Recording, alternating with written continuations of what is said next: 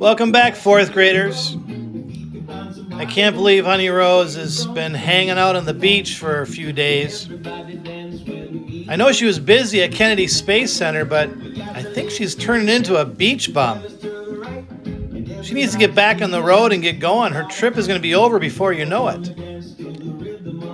Well, let's get back in and check on some of our southeast region, looking at the Mars mission. Wow, fourth graders, I can't believe how lazy Honey Rose is getting. Like I said, she's turning into a beach bum down there in Florida. I know the climate is beautiful, but really? I hope she doesn't miss her plane. I wonder when she's flying back here to Minnesota. I know she has a few more places to stop along the way, so I guess we'll just have to wait and see what she says next. Maybe there'll be a postcard in the mail today. Yesterday, we left off finding out about this red planet and how desolate it is. Remember, desolate meant that it was very deserted and lacking people and plants and animals.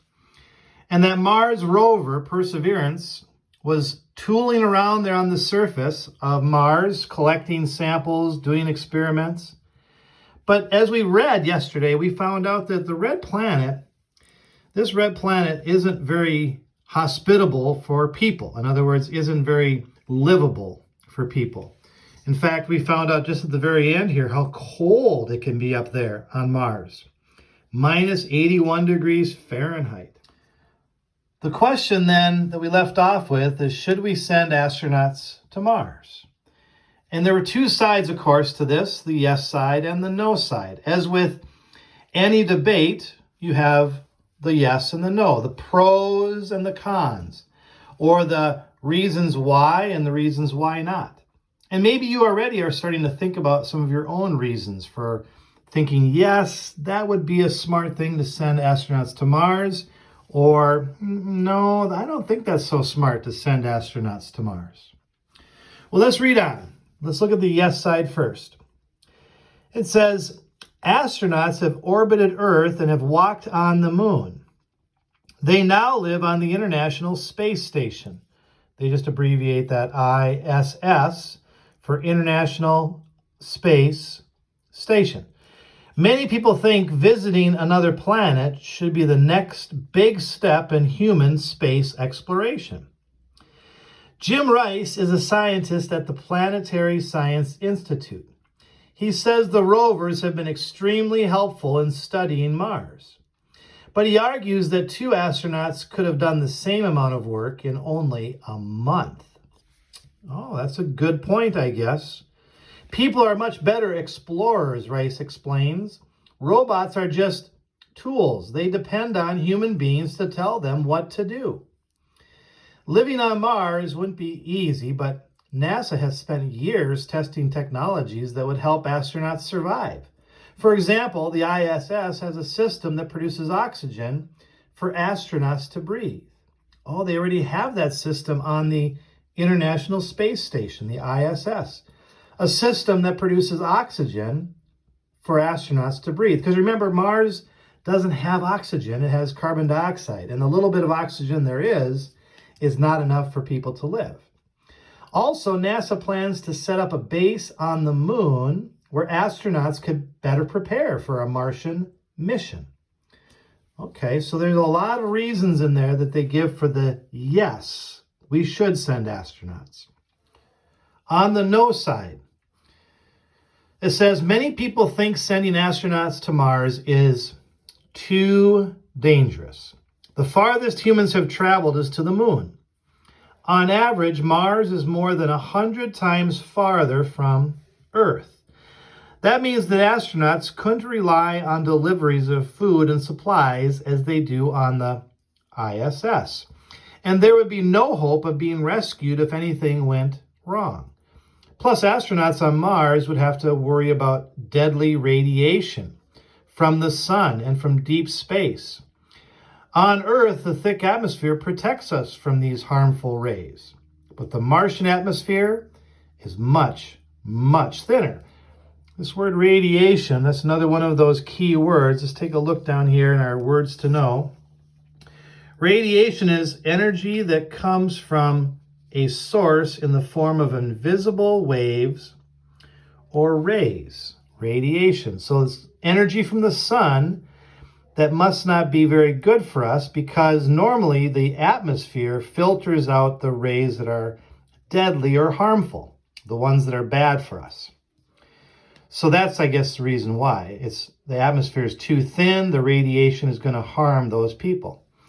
Many people agree that humans are better explorers than robots, but they argue that rovers are better equipped to deal with the harsh environments on Mars. A robot doesn't mind that there is lots of radiation or no oxygen, says researcher Anders Sandberg. It works much better under those circumstances. I hate to interrupt fourth graders, but I just got a postcard in the mail again, and I'm a little concerned. It says, "Hello, Shakopee Online fourth graders. I sure had a relaxing time on the beach enjoying the climate of Florida, but now I'm back in the car heading to my next stop. You're never going to believe this, but NASA called and invited me to go on a rocket launch to Mars this Saturday. I'm so excited." What? Honey Rose, it's a secret mission, so don't tell Mr. Stave. Shh, he would worry too much. You think? You're going to head to Mars? Oh man, Honey Rose, this is not smart. Next time you hear from me, I'll be heading to the red planet. Oh, wish me luck, and I'll talk to you soon. Honey Rose. Well, fourth graders, I am super, super concerned and worried. And now this debate about yes or no sending astronauts, how about should we send Honey Rose to Mars? I'm saying no. But maybe you're thinking, yes, she sounds pretty excited. She wants to go. I wonder what she is thinking. There's a little bit more to this article, so now that I have this dog heading to Mars, I certainly have a lot more of an opinion about this. Let's read on and finish the last little bit. Before we make up our final decision whether we think that this is a smart idea, yes, to send astronauts to Mars, or no, not to send astronauts to Mars, let's get a little more information down here where it says Mars Survival Guide. What you'd eat, what you'd drink, and what you'd wear. We also have this picture with a caption. We should probably look at that too. It says, "No Mars rover has traveled farther than the length of a football field in one day." So I wonder if that supports more the yes, it is a smart thing to send astronauts, or no. Remember that said that humans can do much more work, the same amount of work as a rover, just quicker. So I guess that would support maybe the yes side. We should send astronauts because rovers are just so slow. They're moving so slowly. But remember, they're being controlled here on Earth by the NASA scientists, and they're moving very slowly so that nothing bad can happen. They want to be very, very careful because they can't go up there to fix something. Imagine if something were to happen to the rover, nobody's going up there to fix it. One more thing for us to consider about that debate, yes or no, is these little sections down here about the Mars Survival Guide. Maybe this will affect your decision about sending astronauts. It says, what you'd eat. You would grow some of your food using the space farming techniques perfected on the ISS. But a big part of your diet might come from insects, which you'd raise in bins by the thousands. Yikes. Unless you have an appetite for insects, I don't know if this mission is for you. Well, let's read on. What you'd drink. All right, the water on Mars is frozen underground and likely contains toxic or poisonous chemicals? So like the astronauts on the ISS, you'd probably drink purified water made from your urine. Oh, that's not good. I mean, okay, yes, they purify it, but just the idea of drinking urine. When you go to the bathroom and you pee, they would take that urine and purify it into your drinking water. Man, I don't know if I'm cut out to be an astronaut going to Mars after reading that. What you'd wear. You wouldn't last long without a helmet and spacesuit. The Perseverance rover is carrying samples of different spacesuit materials to test how they'll withstand that, remember that word, radiation, that energy from the sun, withstand the radiation and harsh environment on Mars. Well, fourth graders, it's time now for you to go on to Canvas and put your opinion. Choose one of the two sides, yes or no. You know how I feel about it, but Honey Rose is certainly excited to go, so she's obviously picking this side, and maybe that's where you're going to be. Or maybe you think, no, I don't think it's smart for people to be sent to Mars. Don't consider Honey Rose. I know that that's something that you might be thinking about.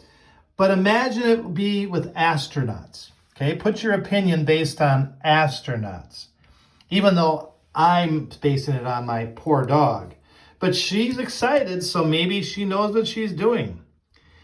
In any case, man, I can't wait to see what happens on Monday. I'm sure she's going to be sending some pretty amazing video. Have a great weekend, fourth graders. Good luck. We'll see you on Monday.